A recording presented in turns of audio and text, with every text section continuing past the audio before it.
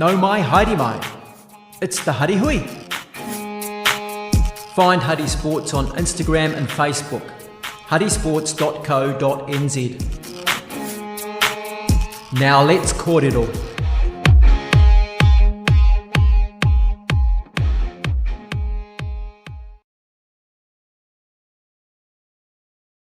Kia ora, good evening and welcome to the Huddy Hui episode 142.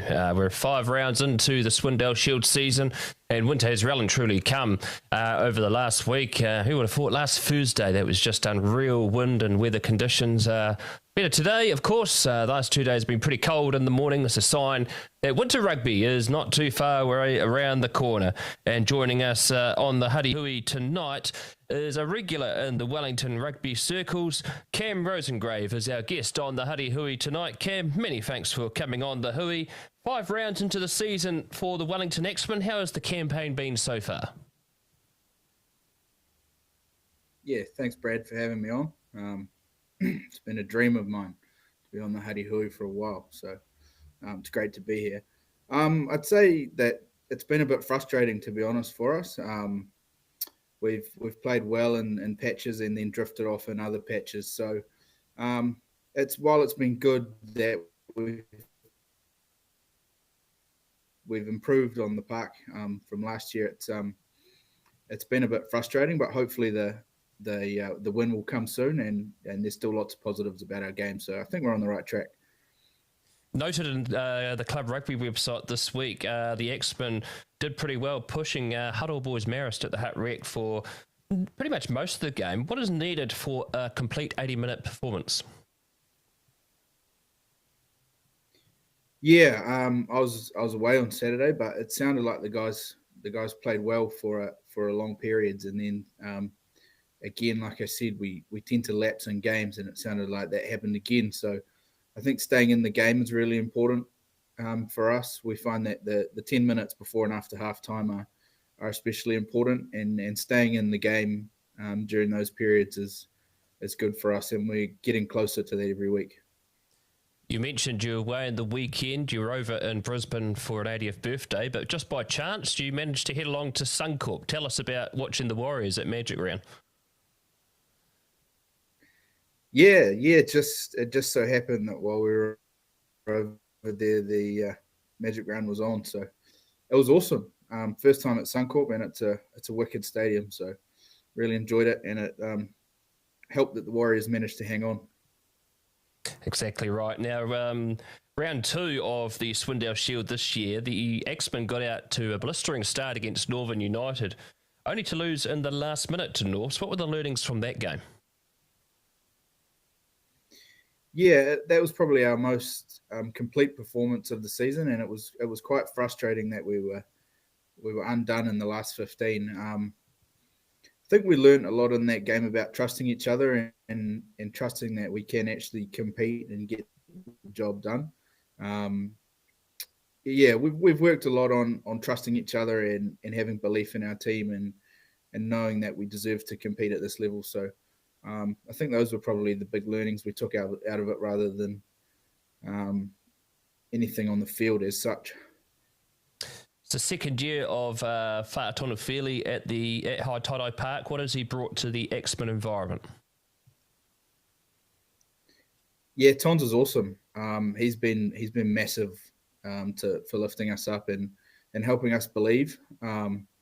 He's got his team around him, so he's got Lua Lokatui, Pama Mativa, Tank, and Isawa Tiko. They all help him out. So there's a lot of experienced guys there, and their off-the-field stuff is just as important as they're on the field. The culture that they bring, and particularly the culture that they brought last year, was not like anything I've ever had in a team at the Axemen before, and it's so important.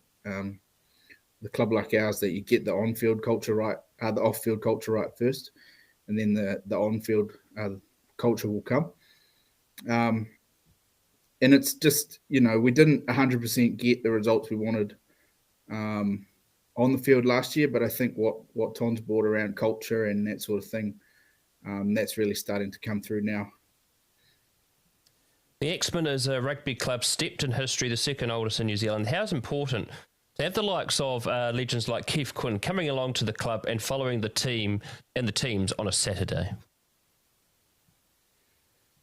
Yeah, Keith's awesome. He just loves coming along and watching the team.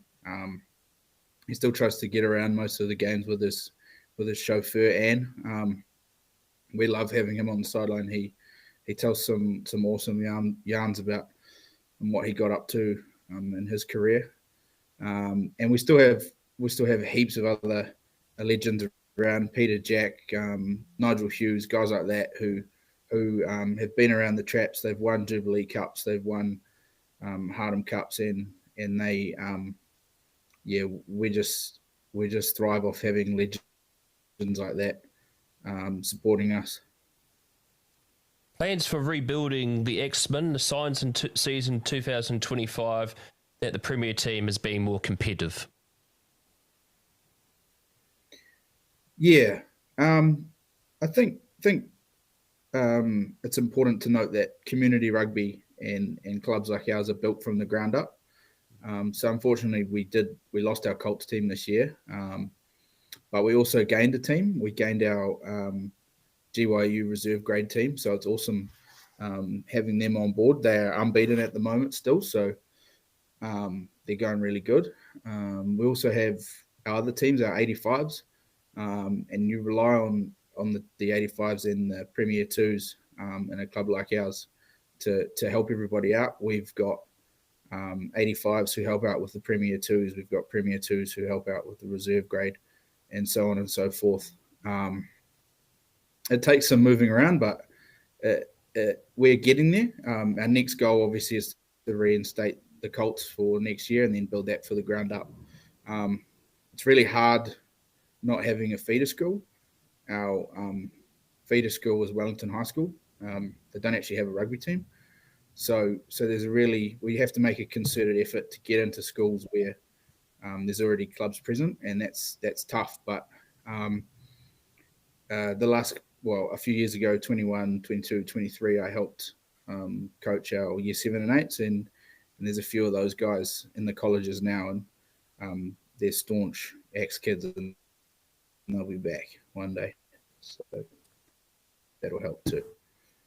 Fantastic. It's good to see that there's a lot of stuff happening behind the scenes. Let's talk about you, the reason why you chose to move to Huddy Park after school.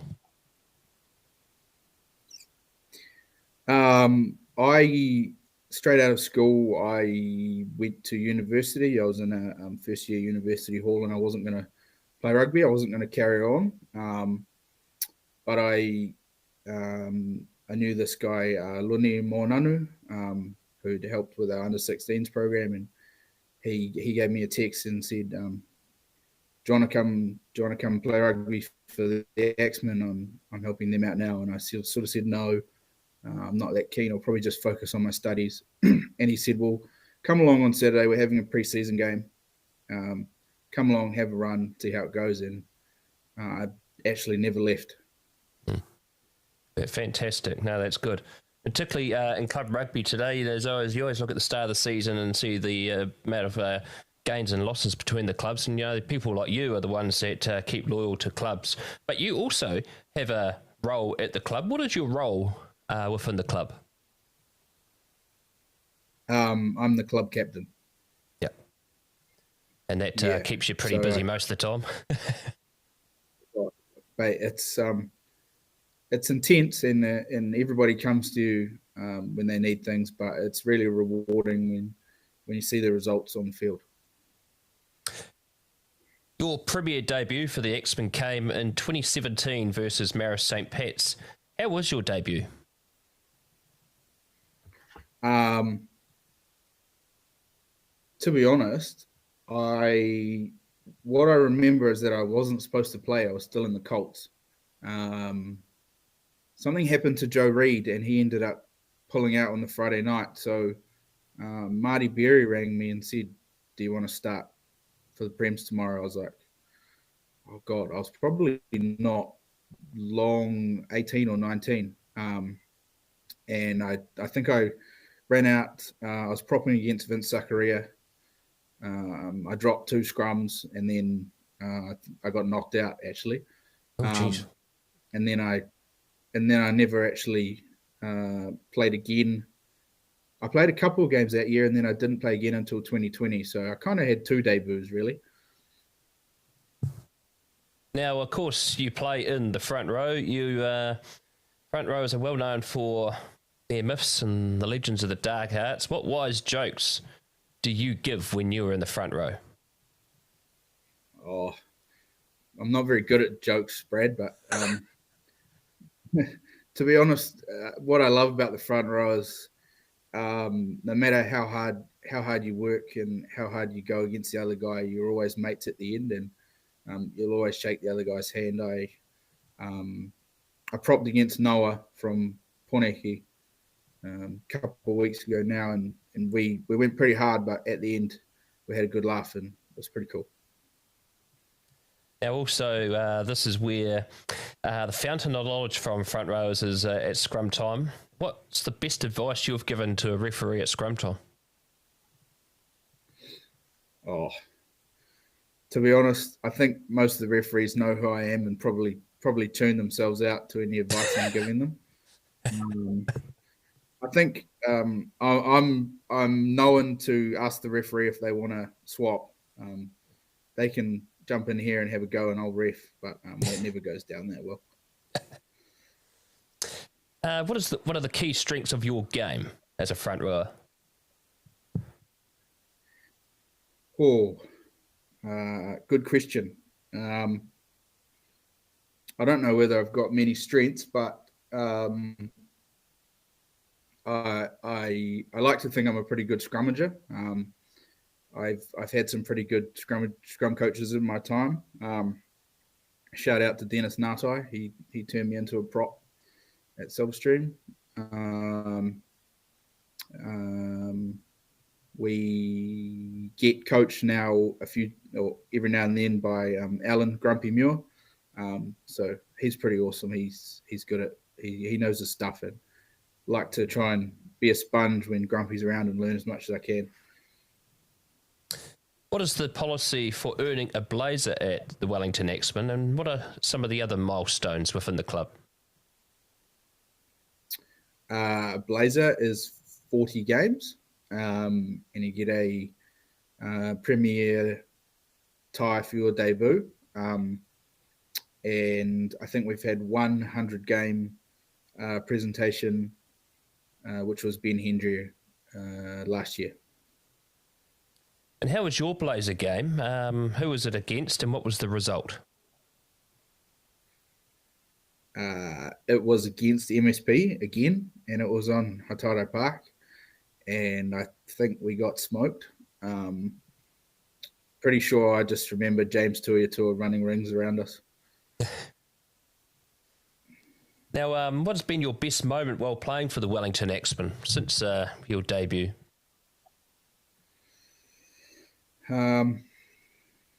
Mate, to be honest, it was probably getting the monkey off our back last year. That was something that was wearing on some of the older guys pretty hard, and it was a real achievement for some of us to be able to knock that off. We'd been through a lot of coaches and a lot of years trying to get that win, and it was nice that we were able to knock that off. Yeah. And the feeling of finally getting that win after a few seasons, it must have been great yelling out the club song for the first time for a long time. Yeah, there was some guys in that changing room who had never heard the mini haka, so it was awesome to be able to show them that real special piece of our club. Yeah. You're born over in the Wairarapa. Where was your junior rugby when you were young? I played for Carterton Rugby Club. Carterton, and of course, the Roseingrave name is well known over in the Wairarapa. Your father, Tom, I've known for a long time. He's well known over there. He's also been a very successful rugby referee. Tell us about Tom. Yeah, he's been around the traps for a few years. He grew up in Masterton playing his junior rugby for Marist, and he married into a strong Carterton rugby family, the Lett family. my uncle Bernie played over 100 games for Waipa Bush, so he got dragged along to play for Carterton. When he finished playing, he picked up the whistle. He wasn't interested in coaching, so he did that, and he ended up doing over 100 Premier games. I think he got as high as the national squad. He went to the top 4, and he did some women's NPC stuff. So he still hobbles along on the sideline. His knees are pretty much both gone now, but he still gets out there for the Waipa Bush rugby referees. And I think I followed Dad around for a number of years, following his refereeing, and it gives me a more of an appreciation for what referees and their families go through. I mean, I'm the first guy to spray a referee when I think they've got something wrong, but it comes from a good place. And yeah, I understand. I understand what they have to go through. Dad's selling real estate now in the Wairarapa. He works for Ray White. So if anybody wants to buy a house in the Wairarapa, Tom Rosengrave's your man. Fantastic. And now you yourself, Cam, you also have picked up the whistle in Wellington. Tell us about yourself and refereeing. Yeah, I picked up the whistle when I was still at college. Warwick Bowden ran the You Make the Call program, and I guess it's just the way I always saw Dad giving back and making sure he was still part of the game. So, yeah, that was just something that I can do. Last year there was a few games where the referees were short, so tried to help them out, make sure that there's kids at college or young kids in their club still having a referee for their game. Yeah. What has been your best try for the Wellington Axemen, and why? I would have to say it was it's on YouTube somewhere. It's via Fafita's almost 100-metre effort against OBU on Hatara Park a few years ago. I hope you weren't asking me about any of my tries, Brad, because no, I don't think there've been many. I don't. I think there's about 2. I think you've got. So I think they've probably all been in the rough and tumble close to the line, haven't they? So. Now, of course, who's been some of the best influences for you during your time at the Axemen? Who's sort of influenced you the most in your career? Obviously, Lunny, who brought me to the club, he was massive, and he was a really awesome guy. So when he passed away, it was obviously incredibly sad. I think about Lunny a lot and what he did for me and getting me to the club. He's probably been the biggest influence for me. And then one of my first Colts coaches was a guy called Paddy Cambricos, and he's just a legend too. He's not involved anymore, but he's an awesome dude. Who has been the toughest opponent you have played against in club rugby? Oh, last year when we played against Artie, that was pretty tough. He didn't hold back on us, which we respected. And toughest club rugby opponent, I would say that I propped against Simon from Huddy Hui a few years ago, and that was, I think I walked off saying I was retiring. I got folded like a long. Who's the one teammate you get along well with, and who is the biggest pest in the Axemen team? The one teammate I get along with the best is my best mate, Jack Lawrenson. Love that guy. And the biggest pest, we've got a few actually, but I'd have to say the biggest pests are the Tuiatua brothers, James and Ben. And Tui last year was also part of that. And Tom Robertson's always annoying somebody or doing something. What do you do outside of rugby, in particular the off season? Outside of rugby, I am an accountant. I work for the New Zealand Law Society, just in the finance team there. In the off season, I don't do much actually. I'm not much of a summer sport guy. I just like to cruise around and watch other people baking in the sun, playing cricket or softball or touch. Actually, I played in a social touch team last year. Touch probably not my game. I'll stick with 15.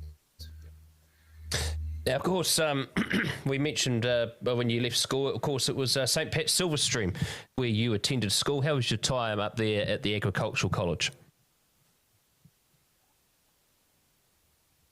It was great. Boarded there for 5 years. Loved it. And of course, rugby there at Silverstream is pretty much in the DNA. Let's talk about your time. What rugby teams did you play for while at Stream? And did you, I think when we were talking off here, you mentioned you played a few games for the first 15. Yeah, I started in the under 14s and the under 15s. We had a couple of pretty stacked teams those years. I don't think we lost. I think we lost one game in 2 years. We had some awesome players in those teams. We had Joe Apikatoa, we had Louis Luamanu, Lester Malolo, Jared Adams, Isa Sopwanga, heaps of guys who have kicked on and played some pretty high level rugby. And then the year after us coming through, there was guys like Asafo Amoa, Lossie was coming through as well. So we had some pretty awesome teams. After that, I was in the second 15 for 3 years. I kept in the seconds. Loved the second 15. I think I played 5 minutes against New Plymouth Boys for the first 15 in a traditional. I came on as a blood bin, and that was pretty awesome. Besides rugby, was there any other sports you played while at college? Yeah, I kind of had a crack at everything at school. We were encouraged to give everything a go, so I tried athletics. I had a go at basketball. I played a little bit of football. Never played cricket. I was never into cricket, unfortunately. And I played bowls, actually. I used to play bowls on a Wednesday afternoon to get out of the boarding house. Yeah. Oh, fantastic! And if there's one game in your rugby career you've played where you learnt the most about yourself as a player, what was that one game? Oh, that's a good question. I don't know if there's been a single game that I've learnt the most about myself, but I always like testing myself against the best props that are out there. So it was pretty awesome this year. We Norths had Brad Crichton and Siali Lawaki playing, so had a crack against both of those guys. Last year I played against PJ Sheck, so it was pretty tough. Yeah. And what goals do you still want to achieve while playing for the Wellington Axemen? I'd personally love to win a Jubilee Cup. That's the ultimate goal. But I think short-term goals this year, try and win the Hardham Cup. And I still have aspirations of playing in a Jubilee Cup game. I haven't ever actually played in a Jubilee Cup game, so I'd like to do that. If we can tick off a few wins, that'd be pretty cool. Now, of course, the Wellington Axemen this Saturday away out to Avalon, who you bet last season to break that long drought. They are also unbeaten. How is the Axemen preparing for the challenge of the Avalon Wolves out at Fraser Park? We're just taking it as another week, really.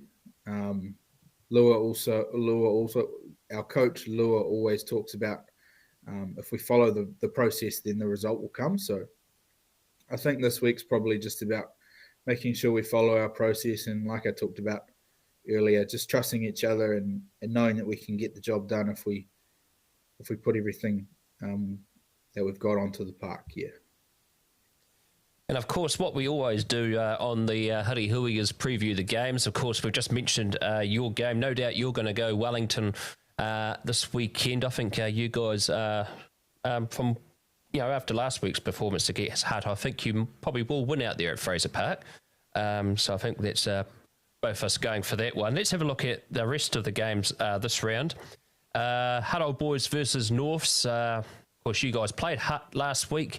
They lost the week before to Parramatta Plymouton, and then Norths, of course, started the season all right. Of course, you've played them as well. They beat you guys in the last minute, but they're just falling away in the last few weeks. Your thoughts on this game? Yeah, I think Norths are starting to build quite well. So, yeah, I'll go Hutt Old Boys, but not by much. Hutt Old Boys 1-12. Yeah, I think Hutt Old Boys as well will win at home. They would probably want to. They've still got a few things to work on, Hutt, but I think they will probably win that one. Next up, this also is going to be a brilliant game. Upper Hutt versus Tawa. Of course, Upper Hutt just the one loss this season, and then Tawa losing to Oris last week. Tawa away again. This would be a bit of an interesting battle. The backs of Upper Hutt versus the forwards of Tawa. Yeah, haven't come across either of these teams yet, but obviously Upper Hutt, they've got a pretty balanced side across the park. Dan Shriver's is always going good in there, so I'll go Upper Hutt 1-12. And I've got to go Tawa on that one. I think they'll bounce back after that disappointing loss to Oris. Knowing what Tawa's teams are like, they always like to use those forwards well. The next up is another battle out there in the eastern suburbs. Oriental Rongotai, the undefeated team of the competition, top of the charts, against Marist St. Pat's, who fell narrowly to Batoni. Your thoughts on this one? Do you think Oris will be too good at home? Yeah, I think they will be. But MSP always get up to play teams in the eastern suburbs. They always lift to play Poneke, and they always lift to play Oris. So this one will be close, I'd say. I'll go MSP for an upset. MSP for the upset. I'll stick with Oriental Rongotai at home. So I think they will do that one. Let's have a look at this one. This is another beauty of a game. This one can go either way. Well, and unfortunately for Old Boys University, they are winless still. Last year's Swindale Shield champions and also Jubilee Cup winners, unbeaten. 4, they've lost to quite a few games so far, and they're up against Johnsonville, who are coming off 2 losses, Wainui and then Poneke last week. Helston Park, you've played there before. It's a bit of a impending fortress, isn't it? Yeah, the Cauldron at Helston. Let's say if we beat Avalon and OBU lose, then we'll jump them on the table. So I'll go Jayville. Yeah, and I think Johnsonville at home, it's always a tricky place to play. Hutt Old Boys found out the hard way as well. So I've probably, based on form, probably just going to hang on to Jayville on that one there. Next up is Parramatta Plymouton versus Poneke. Parramatta Plymouton at home against Poneke, who had a big win in the second half against Johnsonville last, where they came back from being down most of the game until the 74th minute. So, and Parramatta Plymouton, of course, beating OBU last week and Hutt the week before. Thoughts on this one? Yeah, Poneke probably the most physical team we've played so far. So they'll build on their win last week. I think they'll win comfortably. Yeah, and I think Poneke out there as well.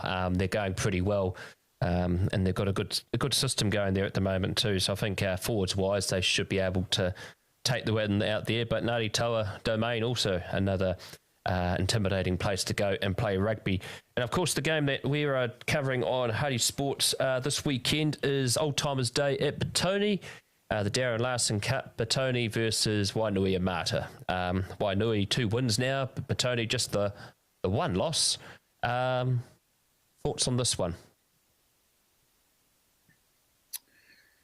Yeah, Petone are a good side, but I think Wainui will come over the hill and do a job here. Let's say Wainui. I like him upset.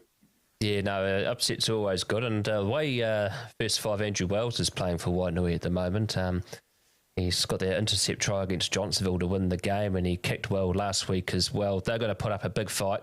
Petone at home on Old Timers Day, I think will probably just sneak over the line. It's always a close game, that one, in the Darren Larson Cup. Well, Cam, it's been fantastic having you on the Huddy Hui tonight. All the best on Saturday, and hopefully the Axemen can get a win against Avalon this weekend. No doubt will be a tough game.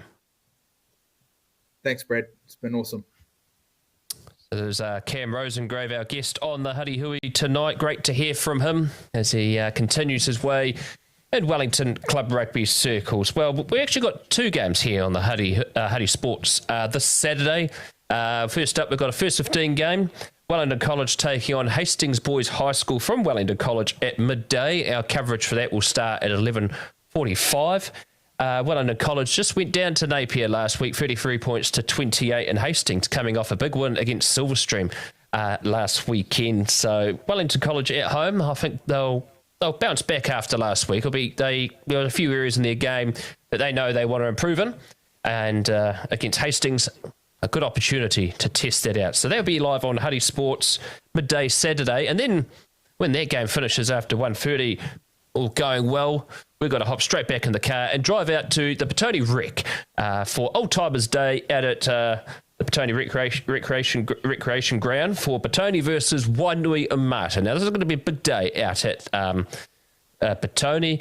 Petone are wearing a limited edition jersey that has on the front, that's based on the old vintage style jerseys. It's got William Hardham on the front. Now, William Hardham is, trophy named after him, the Hardham Cup, and that has been renamed to be called the Hardham Cup VC, Victoria Cross winner that he was, and they're going to have the Victoria Cross Petone on embedded onto their sleeves, with also those that have passed away and wore on the back. So that's and they're going to auction those off later on for their 140th. So that's going to be great fun. Those jerseys, look out for them. They are on the Petone Facebook and Instagram pages. You can see a screenshot of them. They look amazing. And also, what's significant about the day is that the Army's going to be out there as well, and they're going to do a special presentation to the club in recognition of Hardham as well. So it's going to be a fantastic day out at Petone Rec, and it's going to be absolutely outstanding. Round 6 of the Swindale Shield that's heating up here in the capital city. Still anyone's game, and first 15 rugby is just around the corner. Now, of course, though, you've probably noticed in the background, we've got a few more jerseys up at the back. Today, we just got the Mara St. Pat's jersey arrived, and then last Saturday, thanks to Troy O'Kane from Avalon, he dropped us off the Avalon Wolves, and we are getting a Norths and Wests rugby jersey coming soon as well. So hopefully those arrive. I think we've just got about 2 more clubs. I think we've just got Tawa and Eastbourne just to track down as well. But we nearly got all the clubs represented here in the Huddy Hui studio.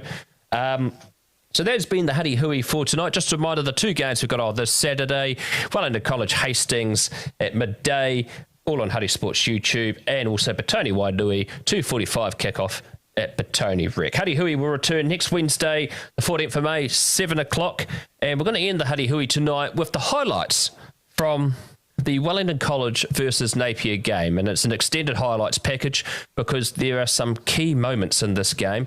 In particular, watch out for the Napier number 7, Carlos Meni. It was his birthday last Saturday, and he put in a man-of-the-match performance, and particularly one of those tries that he held up over the line to deny Wellington College. So that's been the Huddy Hui for tonight. I'm Brad Hudson. Ciao for now. Koto katoa, no mai, haere mai, and welcome to Wellington College for this first 15 traditional between Wellington College and Napier Boys High School.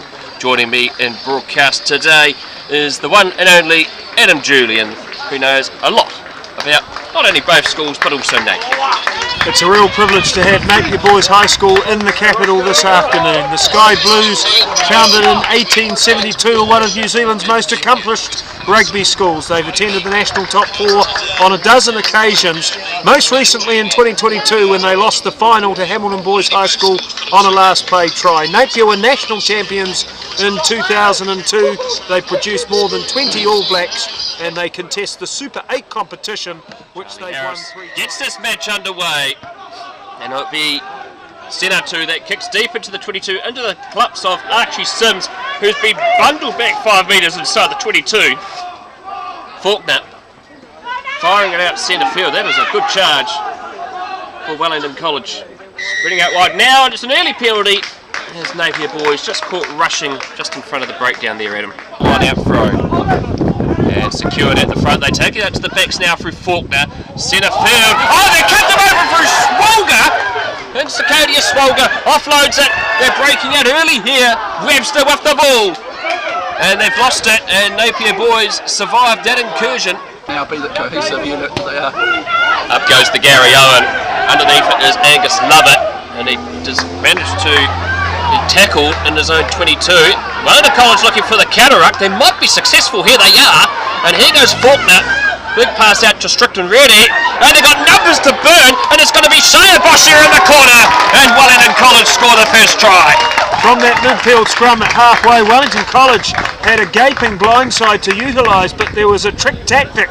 They fooled Napier Boys High School with the old-fashioned Gary Owen. It was a storm in the capital yesterday, and that's a good thing to do in blustery conditions. It's not a normal tactic in the sun, but that one spiralled high and was very demanding for the Napier fullback. He got barrelled by a cohort of Wellington College defenders. They pilfered the turnover, and there was a wonderful pass thrown by Strickland Reary, which bypassed 2 Napier defenders, bypassed 2 Wellington College attackers, and Boshier in the Wellington under-16s last year, probably the best finisher in the team. And support. Centrefield right on the 22 now. Napier Boys enjoying some position. Good offload! Comes out to Bain, who catches them down the short side. 7 away from the line now with Flynn Hamilton. Boshier holding on grimly, Brad. Wellington College stretched. They're super stretched at the moment. Reaching and they go, they pick and go again. Just short of the line. Archie Sims, a brave stop there. And they're nearly there indeed. Battle stations at the graveyard, the try's been awarded. Try time for Napier Boys. Excellent build-up, and the impetus once again came from the number 8 Perret. He's been running like Kel Tremaine early in this one. What a beautiful surge he made to get inside Wellington territory, and once the backs were involved in the stops close to the line, you knew they were in trouble. Sinatu played in the Saracens team of the Global Sevens ended last year, and that is a beautiful kick. And the score is 7-5, Napier ahead, 13 and a half minutes gone here at Wellington College. Short there, the Wesley Snipes haircut. Now they stretch it out with the backs. Loose pass, Hewson.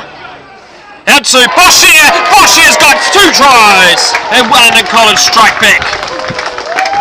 There was sensational work by the forwards there. They kept picking and going, and then went out wide. The Shader's got another try. Side 5 in from the western touchline. Strickland Rooney. You can just see the thermostat come up. It's been picked up there by Withers. They're still going, and it's got to be Will Lovett. He picks up the scrap ball and scores the second try for Napier Boys. Rugby, who doesn't love it? That's a shock try for Napier Boys High School. There was a scintillating burst down the left wing side by Botama. He got ankle tapped, which meant Wellington lost momentum briefly, and then Sims opened Napier up again, and Napier looked cooked. But unfortunately, a tangle, a loose ball, a collected bounce, and Napier's second 5/8 scampers away for their second try. 10 minutes until half time. That is the 3rd lead change already, Jimmy. Why not try and move the ball around? But yeah, it doesn't work like that sometimes, maybe. Will Lovett, second 5, can also play fullback as well. Second season in the first 15.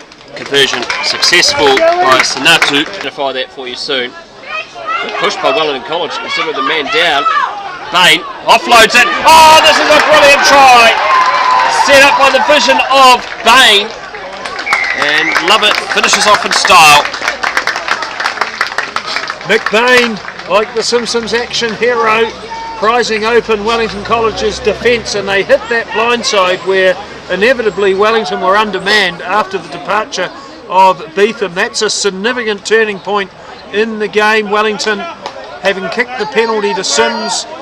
Campton. What's that, Jimmy? I've got no idea what that is. Never heard of that before. It's probably some hair product or something. Here we go. The conversion successful by Sanatu.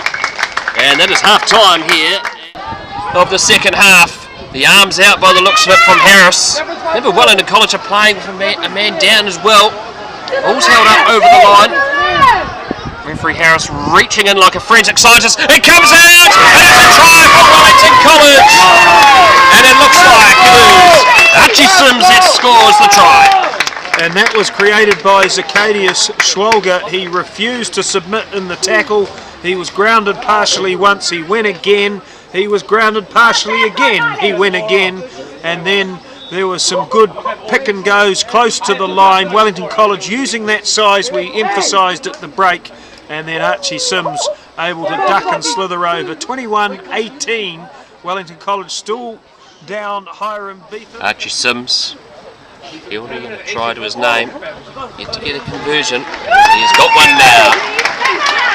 And it's back to a 1 point margin. 21 points to 20. Napier boys ahead of Wellington College. Lenny cut in half by that tackle. Faulkner in there again.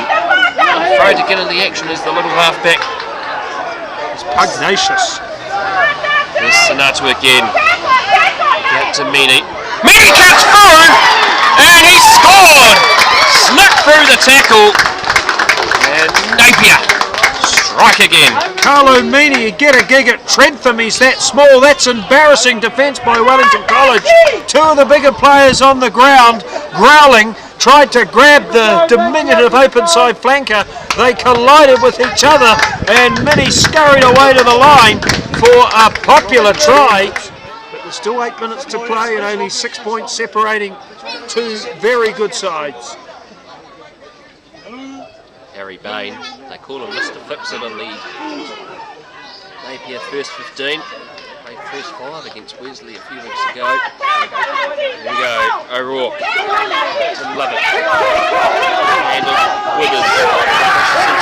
Gives it out to Angus Lovett in time. He kicks it through and it's been picked up well by Penny. And here goes Lovett! Lovett's going to sail under the post and surely that will be the match winner. Well, that's unfortunate for Wellington College. The replay illustrates a kick which took a wicked deflection and fell favourably for Perre, and he linked with the trailing player on the inside, and he has his second try of the afternoon. Wellington have essentially been anchored inside their territory, Jimmy, for the last 10 minutes, and Napier have been smothering.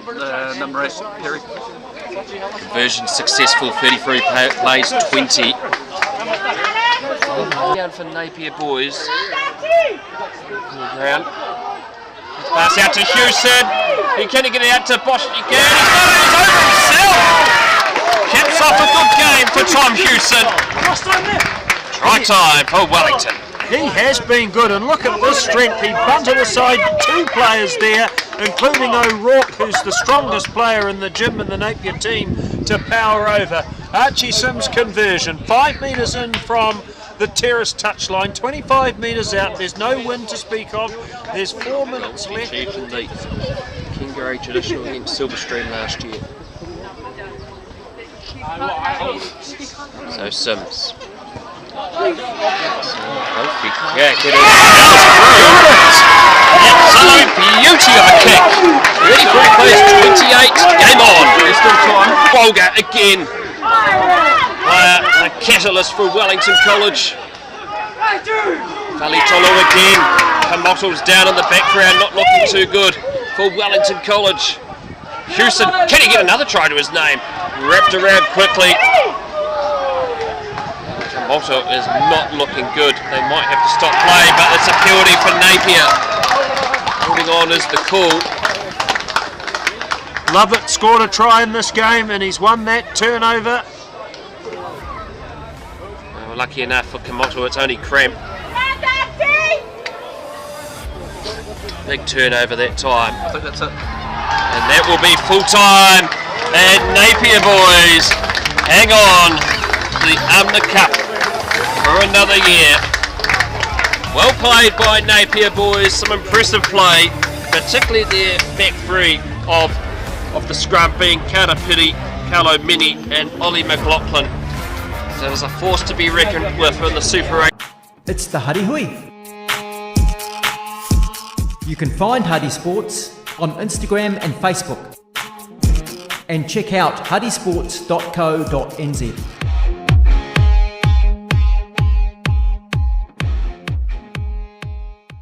Here on Huddy Sports, we like to thank our sponsors that have always been grateful to our causes here on Huddy Sports. Our first sponsor, Mike Pinfold Plumbing and Drain Laying Limited. If you need any drain laying or plumbing assistance, give Mike Pinfold a call on 027 430 4351 or Pinfold Plumbing at extra.co.nz. Louise Reddy of New Zealand Travel Brokers. If you need any travel advice, she's local here in the Hutt Valley in Petone. Call 021 135 3076. Louise Reddy, Louise.Reddy at nztravelbrokers.co.nz. And also to Gavin Murphy and the team at Jen Hickton Funeral Directors. They've been serving Wellington families of their funeral directoring services since 1946. So go to jenhickton.co.nz. They're all local people here in the Hutt Valley and Wellington that service our greater community. We also like to thank Ben Belusnik Visual Designs that helps with the graphics here on Huddy Sports. As here on Huddy Sports, we're always wanting to keep our content free on YouTube. So the idea of sponsors, we can promote you on live stream, our social media pages and our website. It's good to support the local community and helps keep Huddy Sport free for all to watch. So if you're interested to helping Huddy Sports, go to huddysports.co.nz or to our email address, huddysportsnz@gmail.com. Ciao for now.